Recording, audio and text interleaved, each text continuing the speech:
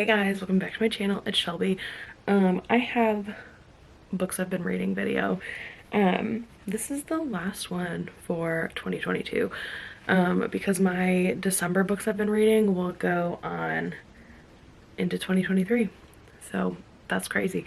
So yeah, these books are just the most recent 6 books I've read, excluding anything from the ACOTAR series, because I'm going to do a whole video dedicated to that at some point, because I haven't finished it yet, but I'm getting there. I'm close. And so yeah, these are all kind of spread out.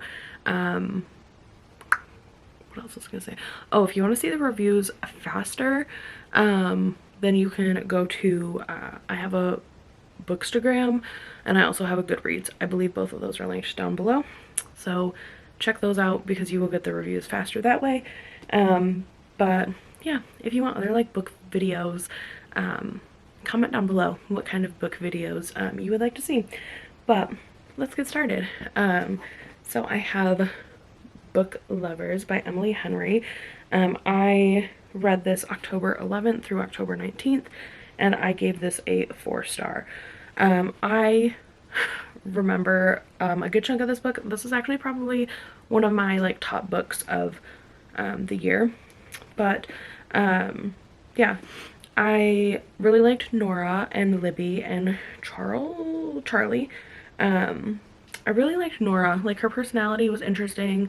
Her vibe was interesting. She kind of reminded me of someone in a book that I just read. I think it was Sadie in All I Want for Christmas. Their vibes were kind of similar but different, if that makes sense. But there was like a scene in that book that was reminiscent of a scene in this book.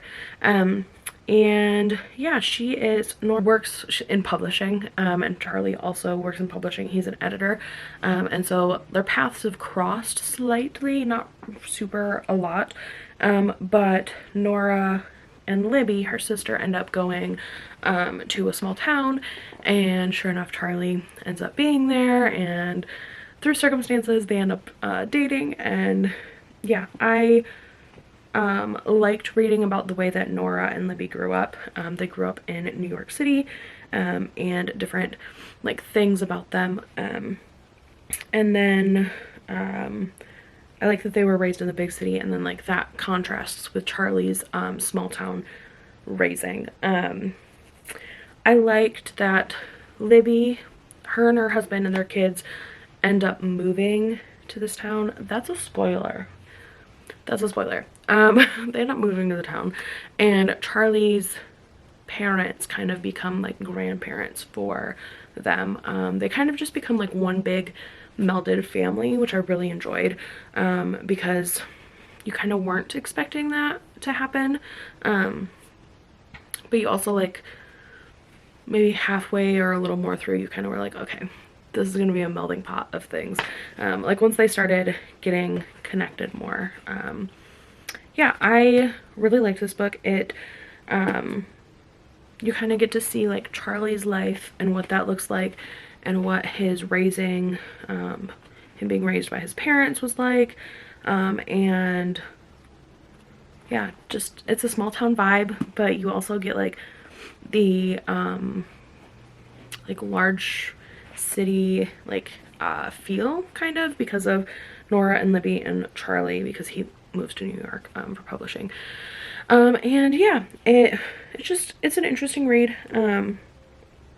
I liked it. It's a book about books, which I really have been enjoying, books about books, and yeah, I would suggest reading this book, just checking it out. And then my next two I'm going to talk about together. I did not read these back to back, but I'm going to talk about them together because they go together. So I have The Ex-Hex first, and I gave this a 3-star. Let me see. Pull it up. I read it October 19th through October 26th, gave it a 3-star. I said this book was alright. It follows Vivian and Reese, and I am not a huge fan of Vivian Reese, and so like I think that's what the issue was. Like, I liked the storyline. I liked the romance and them having to deal with a curse, and I liked the way that it all kind of went about, but I'm not a huge fan of Vivi and Reese's personalities. I did like Reese more than I liked Vivi, but yeah, very much like a read around Halloween time book. Yeah, I would recommend it, but I would recommend The Kiss Curse a lot more. So it is not necessarily a sequel. You could read them out of order, but I liked reading the X Hex first because it gives this some context. So this is about Gwen and Wells. Yeah, Gwen and Wells, and I gave this a 4-star, and I read this October 31st through November 3rd. I didn't realize there was a second one, and so I didn't order it until like a day before, 2 days before Halloween. And so I wish I could have read this before Halloween, but it still was like spooky season when I read it. I really like Gwen. I liked Gwen in the first book, and so when I knew that she was having a book, I was like, okay, I have to read that. And yeah, I really like Gwen. I like Wells. He is Reese's brother. I'm not a super huge fan of Wells, but I like him. I like their banter that they have. At first I don't like Wells at all, but then he grows on you. And I just really like Gwen because she's more quirky. This is about witches and witchy things. And there's very much like bad magic happening, and it's her and Wells like solving those issues. Yeah, I like that. I like their banter a lot. I did really like she had kind of taken over, like there's just a few like young witches in the college in the town, and she called them her baby witches. I really liked the baby witches and them being in the story because that added something more to it. And I really liked that they called Gwen mom, and then also I like how like Wells, they heckled Wells just as much as Gwen did, and so I really liked that because their banter was good too.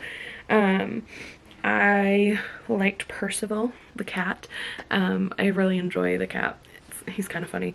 Yeah, I just liked their story a lot more than the other story. And their romance felt more real, if that makes sense.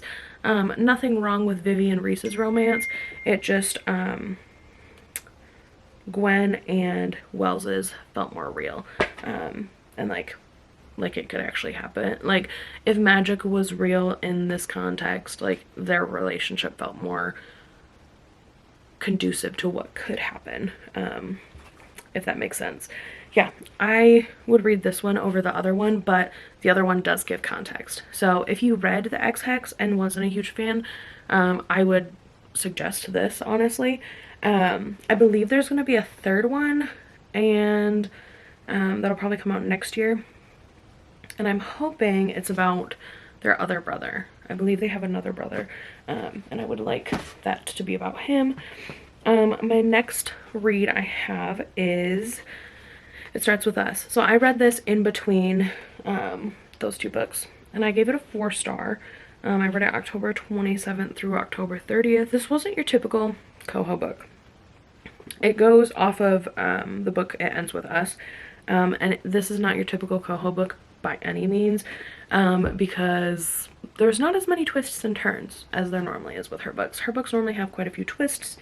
This book is really truly like just like a love story between Lily and Atlas.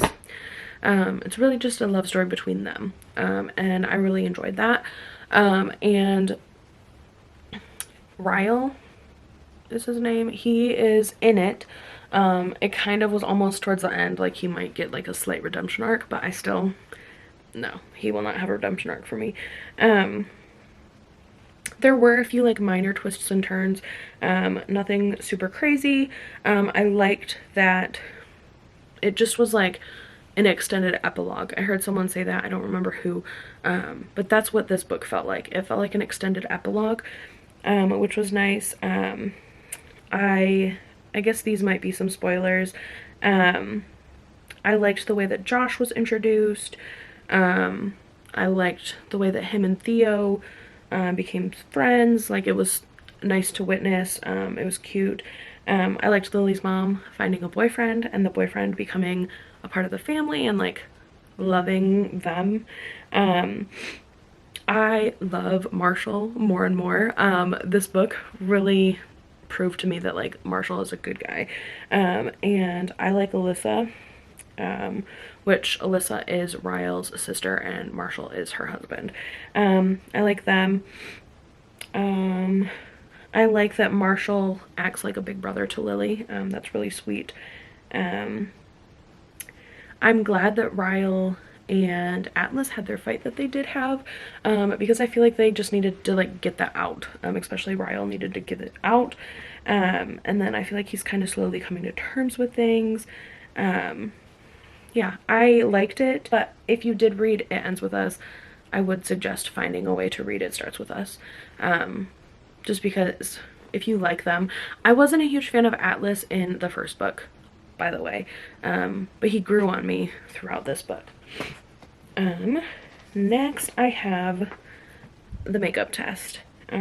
This book, I gave a 3-star. I read it November 4th through November 13th. This book took me a long time to read. It was kind of boring. I ended up liking this. I liked the storyline. It just was boring, you know? Like, you ever have those books where it's like, I like the story, I like the characters, it just is boring. It was slow about 80% of the way, and then the last like 20%, 15% was paced so badly. It went so fast. Like, if she would have taken some of that information and like shifted it a little earlier and then we got more detail towards the end, that would have been great. But that's not what happened. So I just feel like the tail end was so fast. And I would give like the last 20% probably like a 4-star, but the rest of it would get like a 2-star. So I feel like a 3-star evened it out. I enjoyed Allison, which is the main character, and I liked that she was a plus size girl. My sister actually saw this in Target and was like, oh my gosh, that girl's plus size, like I'm just gonna grab it. And then I ended up doing the next time we were at Target without reading the back. So basically it's about Allison and Colin, who are in their PhD program at Claremore University, and they're studying medieval literature. They dated during like undergrad, had some issues, like major issues, causing Allison to have a lot of like comparison issues and being ticked off that he's in the same program as her. But then also they have to like TA with the same professor, and so there's a lot of competition happening. And then she also has like some stuff going on in her personal life, with like her dad and her mom, and also her roommate Sophie, which I loved Sophie. Sophie is like, she's an up-and-coming fashion designer, and she's also plus-sized, which was great. I liked her. She added to the story. Honestly, I probably would have liked a book about her better. I liked Colin. I almost wish that the story didn't have a happy ending. Yeah, that's what I wished. Because I like Colin, and you kind of get to know some of his motives, but I would love to know like his motives and Allison not accepting them, if that makes sense. But yeah, it was okay. I would not read it again. But if you like books that are about are like enemies to lovers, and like books about books and books about like college, you would probably enjoy this. But yeah, it was not one that I would pick back up. The last book in this video is Tom Felton's Beyond the Wand. This book, so honestly, I give every memoir a 5-star, but this book probably deserved a 5-star. I am a huge Harry Potter nerd, so that probably changes it, but it was interesting to read about his like full life experiences. So he had talked about like early pre-Potter life, and then Potter life, and then post Potter life, which was interesting to know so much more like after Potter, because I didn't necessarily like pay attention to much of that.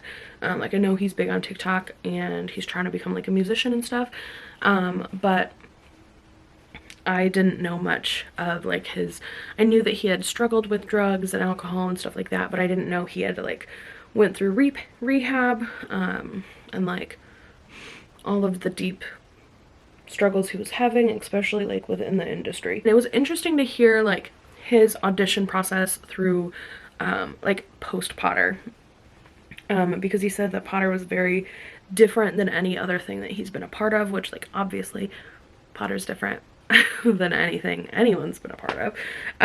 But yeah, he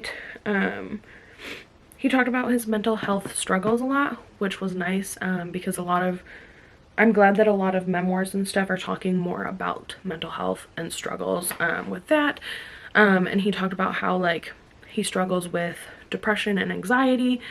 Some days are good, some days are bad, some days start out good, some days start out bad and end up being good, and just like that each day is different and you just have to take it one day at a time. I really liked that. And yeah, I really liked this book. It was very simple and easy read. It did take me a while because I was reading other books throughout it, but I did enjoy it. I do talk about it some in my reading vlog that I have posted. I think I talk about like 3 of these books in that video, maybe 3 or 4 of them. I don't really know what I talk about in that video. But yeah, I have a reading vlog posted, if you would like to check that out. That one is kind of like has some reaction to this book, I remember. And yeah, I liked the breakdown of the different Harry Potter cast people, and you got some like looks of behind the scenes stuff, which I thought was interesting. And yeah, I liked it. I would potentially read it again. It is hardcover, which I am not a hardcover girl, so I think that's why another reason it took me so long to actually get into it and read it. Yeah, that is it for this video. Let me know if you have suggestions for bookish videos in the future, and yeah, go check out my other videos. I have a whole playlist on my channel called Book Club, and that has a bunch of different videos over the past, I think I've had my channel for 3 years. Let me know what your book goals are for 2023, because I think that would be interesting, because I don't know what to make my book goal yet, but yeah, I don't know what else to say other than peace.